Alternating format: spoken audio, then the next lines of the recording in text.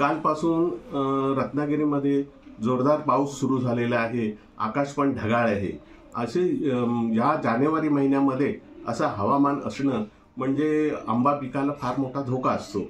याच पार्श्वभूमीवरती हे पीक आता होणारा जो झालेला जो मोठा पाऊस आहे आणि असंच जर वातावरण याच्या पुढे राहिलं तर पीक हे फार मोठं धोक्यात जाणार आहे आणि उत्पन्न फार कमी येईल असं वाटतंय आणि त्याच्यामुळे आंबा बागायतदार हे नुकसानीत जातील.